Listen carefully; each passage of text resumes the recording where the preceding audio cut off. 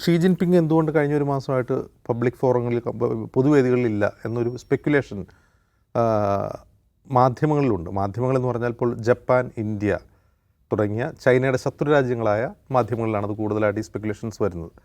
അപ്പോൾ അതിൽ പലതരത്തിലുള്ള തിയറികൾ വരുന്നുണ്ട്. സോഷ്യൽ മീഡിയയിൽ വലിയ തോതിലുള്ള ചർച്ച നടക്കുന്നുണ്ട്. അതിലേറ്റവും പ്രധാനപ്പെട്ട തിയറി ഷീ ജിൻപിങ്ങിന് എന്തോ അസുഖമുണ്ട്.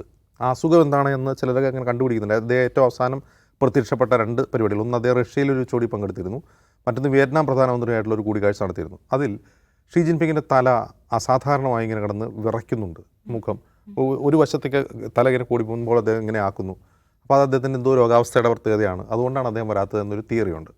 ഇതിനപ്പുറം വേറൊരു തിയറി, ചൈനയിൽ വലിയ തോതിലുള്ള പേർജിങ് നടക്കുന്നു. പേർജിങ് വെച്ചാൽ സൈനിക ഉദ്യോഗസ്ഥരെ പലരെയും പുറത്താക്കുന്നു. പർജിങ് എന്ന് നമ്മൾ പറയുന്ന പുറത്താക്കലിന് ചിലപ്പോൾ എക്സിക്യൂഷൻ എന്നുകൂടി അർത്ഥമുണ്ട്. ചിലപ്പോൾ കുന്നുകളയുന്നുണ്ടാവും, നമുക്കറിയില്ല. ഫയർവാൾ ഉള്ള സ്ഥലമാണ്, നമ്മളൊന്നും അറിയാൻ പോകുന്നില്ല. അത് ഒരു തിയറിയാണ്. അപ്പോൾ ആ പേർജിങ് നടക്കുന്നതിൻ്റെ ഭാഗമായി അദ്ദേഹം എന്താണ് തീവ്രമായി പണിയെടുക്കുകയായിരിക്കും. അത്തരം പരിപാടികൾ പങ്കെടുക്കുന്നതാണ് ബ്രിക്സ് പോലും ഉപേക്ഷിച്ചുകൊണ്ട് അദ്ദേഹം അതിൽ കോൺസെൻട്രേറ്റ് ചെയ്തിരിക്കുകയാണെന്നുള്ളൊരു തിയറിയുണ്ട്. മറ്റൊരു തിയറി, അതാണ് കുറേ കൂടി വിശ്വസനീയമായൊരു തിയറി. ആ തിയറി ഇതാണ്: ഷീ ജിൻപിങ് പടിയിറങ്ങാൻ പോവുകയാണ്. ഇപ്പോൾ 2027 മറ്റോ ആണ് അടുത്ത പാർട്ടി കോൺഗ്രസ് എന്ന് തോന്നുന്നു. അപ്പോൾ അതിന് മുന്നോടിയായിട്ടുള്ളൊരു 4th പ്ലീനറി സെഷൻ ഉണ്ട്. ആ പ്ലീനറി സെഷൻ ആകുമ്പോഴേക്കും അദ്ദേഹം തൻ്റെ പിൻഗാമിയെ പ്രഖ്യാപിക്കും. ആ പ്ലീനറി സെഷൻ ഈ 2 മാസം കഴിഞ്ഞ് നടക്കാൻ പോവുകയാണ്. തൻ്റെ പിൻഗാമിയെ പ്രഖ്യാപിക്കുമെന്ന് പറയുന്നു. ആ പിൻഗാമിയെ പ്രഖ്യാപിക്കാനുള്ളൊരു പ്രധാനപ്പെട്ട കാരണം ചൈനീസ് കമ്മ്യൂണിസ്റ്റ് പാർട്ടിയിൽ ഹൂ ജിൻടാവോ പക്ഷം, നമുക്കറിയാം ഹൂ ജിൻടാവോയെ ഒരു പാർട്ടി പരിപാടിയിൽ നിന്ന് അംഗരക്ഷകരെടുത്ത് തൂക്കിയെടുത്തിട്ട് പോകുന്നൊരു ദൃശ്യം നമ്മൾ കണ്ടാണ് ഏതാനും വർഷം മുമ്പ്. അപ്പോൾ ഹൂ ജിൻടാവോയ്ക്ക് ഇപ്പോൾ 80 വയസ്സിന് മുകളിലുണ്ട്. പക്ഷേ അദ്ദേഹത്തെ പിന്തുണയ്ക്കുന്നവർ ചൈനീസ് കമ്മ്യൂണിസ്റ്റ് പാർട്ടിയിൽ പ്രബലരാണ്. അവരുടെ സമ്മർദ്ദം കൊണ്ട് ഷീ ജിൻപിങ് രാജിവെച്ച് പുതിയ ആളെ ഏൽപ്പിക്കുമെന്നാണ് പൊതുവെ കാണുന്ന സ്പെക്കുലേഷൻ.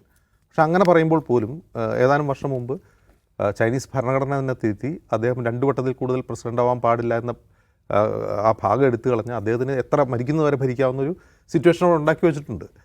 പക്ഷേ ഈ ഇങ്ങനെയൊരു സമ്മർദ്ദം, അദ്ദേഹത്തിന് പടിയിറങ്ങേണ്ടി വരുന്നൊരു സമ്മർദ്ദം ഉണ്ടാവാൻ രാഷ്ട്രീയവും സാമ്പത്തികവും സാമൂഹികവുമായ പല കാരണങ്ങളുണ്ട്. ഇപ്പോൾ ഹൂ ജിൻടാവോ എന്ന് പറഞ്ഞാൽ നമ്മളാരും അങ്ങനെ അത്ര പരിചിതനായൊരു മനുഷ്യനല്ല. ഹൂ ജിൻടാവോയും ഷീ ജിൻപിങ്ങിനെയും താരതമ്യം ചെയ്യുമ്പോൾ ഹൂ ജിൻടാവോയുടെ കാലത്ത് ചൈന അതിശക്തമായ വളർച്ച പ്രാപിച്ചിരുന്നു. നമ്മളിപ്പോൾ ചൈനയുടെ സാമ്പത്തിക വളർച്ച എന്ന് പറയുന്നത് നമ്മുടെ മനസ്സിൽ ഓടിയുടെ ഷീ ജിൻപിങ് ആണ്. പക്ഷേ യഥാർത്ഥത്തിൽ ചൈന ജപ്പാനെ മറികടന്ന് ലോക സമ്പദ് വ്യവസ്ഥയിൽ 2ാം സ്ഥാനത്ത് നിന്ന് ഹൂ ജിൻടാവോയുടെ കാലത്താണ്. ഇപ്പോൾ ഹൂ ജിൻടാവോയുടെ ഒരു ഭരണരീതിയല്ല ഷീ ജിൻപിങ്ങിൻ്റെ ഭരണരീതി. ഹൂ ജിൻടാവോ കുറേ കൂടി അങ്ങനെ ഒരു ഓതോറിറ്റേറിയൻ സമീപനമല്ല അദ്ദേഹം ഭരണരംഗത്ത് സ്വീകരിച്ചിട്ടുണ്ടായിരുന്നത്.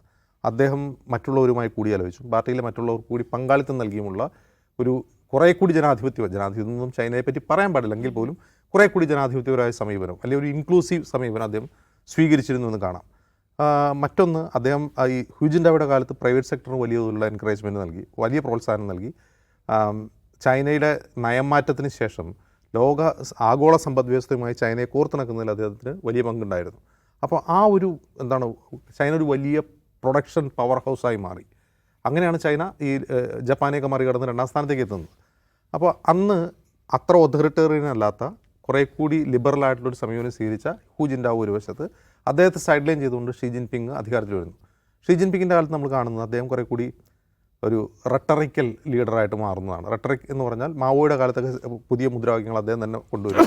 മാവോയെ പോലെ തന്നെ കുറേ കൂടി ഓതോറിറ്റേറിയൻ ആയിട്ടുള്ളൊരു ഭരണാധികാരിയായി മാറുക, അഭിപ്രായ സ്വാതന്ത്ര്യങ്ങൾ അടിച്ചമർത്തുക, സിവിൽ സൊസൈറ്റിയെ ലോക്ക് ചെയ്ത് വയ്ക്കുക, അങ്ങനെ കുറേ അധികം കാര്യങ്ങൾ. അപ്പോൾ ഇതിൽ ഇപ്പോൾ ചൈന നേരിടുന്നൊരു പ്രശ്നം, അത് ഹൂ ജിൻടാവോയുടെ കാലത്ത് തുടങ്ങിയ പ്രശ്നമാണ്, ഷീ ജിൻപിങ്ങിൻ്റെ കാലത്തേക്ക് നീളുന്ന പ്രശ്നം കൂടിയാണ്. ഹൂ ജിൻടാവോയുടെ കാലത്ത് തുടങ്ങുന്ന പ്രശ്നം എന്ന് വെച്ചാൽ ചൈന ഈ പറയുന്ന ഒരു പ്രൊഡക്ഷൻ പവർ ഹൗസായി മാറുമ്പോൾ ചൈനയുടെ വളർച്ച എല്ലായിടത്തും ഒരുപോലെ ആയിരുന്നില്ല. ചൈനയുടെ വളർച്ച ചൈനയുടെ കിഴക്കൻ ഭാഗത്ത്, അതായത് കടലിനോട് ചേർന്ന് തെക്കൻ ചൈന സമുദ്രത്തോട് ചേർന്നുള്ള ഭാഗം, ആ ഭാഗത്ത് വളർച്ച കൂടുതലായി വന്നു. കാരണം എക്സ്പോർട്ട് മുഴുവൻ തുറമുഖങ്ങൾ വഴിയാണ്. അപ്പോൾ ആ ഭാഗത്താണ് പ്രൊഡക്ഷൻ കൂടുന്നത്. അതേസമയം കിഴക്കൻ ഭാഗത്തേക്ക് പോയി കഴിഞ്ഞാൽ ഇപ്പോൾ സിങ്ജിയാങ് പോലുള്ള പ്രവിശ്യകൾ, അവിടെ വലിയ തോതിലുള്ള അസമത്വം നേരിടുന്നു. പ്രത്യേകിച്ചും ഇൻലാൻഡ്, ഈ ഗ്രാമപ്രദേശങ്ങളിലേക്കൊന്നും ഒരു വികസനം ചെല്ലുന്നില്ല. അപ്പോൾ ഹൂ ജിൻടാവോയുടെ കാലത്ത് തന്നെ ഈ പറയുന്ന തീരമേഖലകളിലേക്കുള്ള വ്യാപ്തിയുള്ള കുടിയേറ്റം നടന്നു. ഗ്രാമങ്ങളിൽ നിന്ന് നഗരങ്ങളിലേക്ക് കുടിയേറ്റം നടന്നു. അതായത് അർബനൈസേഷൻ അതിഭീകരമായി ബാധിച്ചു. അർബനൈസേഷൻ നടന്നു. ഒരു വശത്ത് നഗരങ്ങളിലേക്ക് കൂടുതൽ ആളുകൾ പലായനം ചെയ്യുന്നു, അങ്ങോട്ട് പോകുന്നു, ഗ്രാമങ്ങൾ കാലിയാകുന്നു. അതേസമയം ഈ വികസനം മുഴുവൻ ഈ തീരമേഖലയിലേക്ക് വരുന്നു. അപ്പോൾ നമ്മൾ മുമ്പ് സംസാരിച്ച കാര്യമുണ്ടല്ലോ, അസമത്വം is real in China. Inequality അവിടെ ഉള്ളതാണ്. അതായത് ചൈനയിലെ ഒരു നഗരത്തിൽ ജോലി ചെയ്യുന്ന ഒരാൾക്ക് കിട്ടുന്ന വേതനം അല്ല ഗ്രാമപ്രദേശങ്ങളിൽ കിട്ടുക. അപ്പോൾ സ്വാഭാവികമായിട്ട് ഈ അർബനൈസേഷൻ വരും, ആളുകളുടെ മൈഗ്രേഷൻ വരും. ഇതൊരു കാര്യം. രണ്ടാമത്തെ കാര്യം, 140 കോടി ജനങ്ങളുള്ളൊരു രാജ്യമാണ്, ഒരു വലിയ രാജ്യമാണ്. അപ്പോൾ നമുക്ക് ഒരു കേരള സംസ്ഥാനം പോലുള്ള ഒരു ചെറിയൊരു പ്രദേശത്തെ അടക്കി ഭരിക്കാൻ ഒരു ഏകാധിപതി കഴിയുമ്പോലെയല്ല, അതിവിശാലമായ 140 കോടി ജനങ്ങളുള്ള ഒരു രാജ്യത്തെ അടക്കി ഭരിക്കണം. എന്തൊക്കെ കാര്യങ്ങൾ അടക്കി ഭരിക്കണം? അവരെ ഇൻ്റർനെറ്റിൽ അവർക്ക് ഫയർവാൾ വെച്ചിരിക്കുകയാണ്. നമ്മൾ ഉപയോഗിക്കുന്ന പല ആപ്പുകളും അവിടെ ഉപയോഗിക്കാൻ കഴിയില്ല. സിവിൽ സൊസൈറ്റി മൂവ്മെൻറ്റുകൾ അടക്കി നിർത്തണം. ആളുകൾക്ക് അസംതൃപ്തിൻ്റെ ആ സംതൃപ്തി മറികടക്കുന്ന രീതിയിലുള്ള പരിപാടികൾ ആവിഷ്കരിച്ച് അവരുടെ ശ്രദ്ധ തിരിക്കണം. അങ്ങനെ നല്ല പണിയാണ്. ചൈനീസ് ഭരണകൂടത്തെ സംബന്ധിച്ച് അതൊരു നല്ല പണിയാണ്. പക്ഷേ അപ്പോൾ പോലും ജനങ്ങൾ പല രീതിയിൽ കണക്റ്റഡാണ് ലോകവുമായി. അപ്പോൾ ലോകവുമായി കണക്റ്റഡ് ആയിട്ടുള്ള ആളുകളിൽ അസംതൃപ്തി വളരും. അപ്പോൾ ആ അസംതൃപ്തി അവരെങ്ങനെയാണ് പ്രകടിപ്പിക്കുക? അവിടെ നിന്നുകൊണ്ട് സമരം ചെയ്യാൻ പറ്റില്ല, മുദ്രാവാക്യം വിളിക്കാൻ പറ്റില്ല. അതിൽ ഒരു വിഭാഗം യുവാക്കൾ, പ്രത്യേകിച്ച് തൊഴിലില്ലായ്മ പോലുള്ള കാര്യങ്ങളിൽ യുവാക്കൾ ചെയ്യുന്ന ഒരു സമീപനം ഫ്ലാറ്റ് ലൈ എന്ന് പറയുന്ന, അതായത് വെറുതെ കിടക്കുക എന്ന് പറഞ്ഞാൽ അവർ പണിയൊക്കെ എടുക്കുന്നുണ്ടാവും, പക്ഷേ അവരെന്ത് ചെയ്യുക? ഞാൻ കല്യാണം കഴിക്കുന്നില്ല, എനിക്ക് കുട്ടികൾ വേണ്ട, എനിക്ക് കുടുംബം വേണ്ട, ഞാൻ സമ്പാദിക്കുന്നില്ല. അപ്പോൾ ഇത് നിഷ്ക്രിയരായി മാറുന്ന ഒരുതരം യുവാക്കൾ. കാരണം അവർക്ക് വലിയ പ്രതീക്ഷയില്ല, തങ്ങളുടെ ജീവിതത്തെക്കുറിച്ചോ രാജ്യത്തെക്കുറിച്ചോ അവർക്ക് പ്രതീക്ഷയില്ല. അപ്പോൾ അവർ അലസന്മാരായി മാറുന്നു. എന്തെങ്കിലുമൊക്കെ ജോലി ചെയ്ത് ജീവിച്ചു പോവുക എന്നതിനപ്പുറം ഒരു രാജ്യം കെട്ടിപ്പടുക്കുന്നതിൽ തൻ്റെ പങ്കാളിത്തത്തെക്കുറിച്ചോ അല്ലെങ്കിൽ ഒരു കുടുംബം ഉണ്ടാക്കുന്നതിനെക്കുറിച്ചോ അവർ ചിന്തിക്കുന്നില്ല. ഇതൊരു സോഷ്യൽ ആൻഡ് എക്കണോമിക്കൽ ഇഷ്യൂ ആണ്. മറ്റൊരു വിഭാഗമുണ്ട്, അവർ കുറേ കൂടി ടെക്നോക്രാറ്റുകളായ ആളുകളാണ്. അവരെന്ത് ചെയ്യുന്നു? ഓടിപ്പോകുന്നു, ചൈനയിൽ നിന്ന് വിട്ടുപോകുന്നു, മറ്റേതെങ്കിലും രാജ്യങ്ങളിൽ പോയി ജീവിക്കുന്നു. ഇതൊരു പ്രശ്നമാണ്. ഈ പ്രശ്നത്തെ അഡ്രസ്സ് ചെയ്യുന്നതിൽ ഷീ ജിങ് പിങ്ങിൻ്റെ സമീപനം ഒട്ടും ഫലപ്രദമായിരുന്നില്ല എന്ന് കാണാം. അപ്പോൾ ഹൂജിൻ്റെ കാലത്തുണ്ടായിരുന്ന ഒരു വളർച്ച, ആ വളർച്ച മുന്നോട്ട് കൊണ്ടുപോകുന്നതോടൊപ്പം തന്നെ കുറച്ച് വളർച്ചാ നിരക്ക് കുറഞ്ഞെങ്കിൽ പോലും കുറേ കൂടി ഒഥോറിറ്റേറിയനായിട്ടുള്ള സ്വേച്ഛാധിപത്യപരമായ ഭരണ സമീപനം സ്വീകരിച്ച ഷീ ജിൻ പിങ്ങിനെ സംബന്ധിച്ച് പാർട്ടിക്കകത്ത് അതിരൂക്ഷ വിമർശനം. ഈ വിമർശനം ഉയരാനുള്ള കാരണം ജനങ്ങളിൽ നിന്നുള്ള ഈ പൾസാണ്. അപ്പോൾ അദ്ദേഹത്തെ സംബന്ധിച്ച് ആ പാർട്ടിക്കകത്തെ ആ എതിർപ്പ് മറികടന്ന് ഇനി തുടരുക എന്നുള്ളത് അസാധ്യമാണ്. കാരണം അത്ര ശക്തമാണ് ആ സമ്മർദ്ദം. അതുകൊണ്ട് അദ്ദേഹത്തിന് പടിയിറങ്ങുകയും ഒരു പിൻഗാമിയെ നിശ്ചയിക്കുകയും ചെയ്യേണ്ടി വരുമെന്ന് പറയുന്നത്. ഇതാണ് കുറേ കൂടി ലോജിക്കലായിട്ടുള്ള വിശദീകരണമായിട്ട് നോക്കുമ്പോൾ കാണുന്നത്.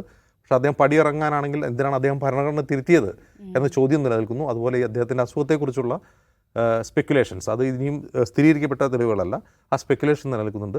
വരും ദിവസങ്ങളിൽ കാര്യമായ എന്തോ ചൈനയിൽ സംഭവിക്കുമെന്ന് ഉറപ്പ്.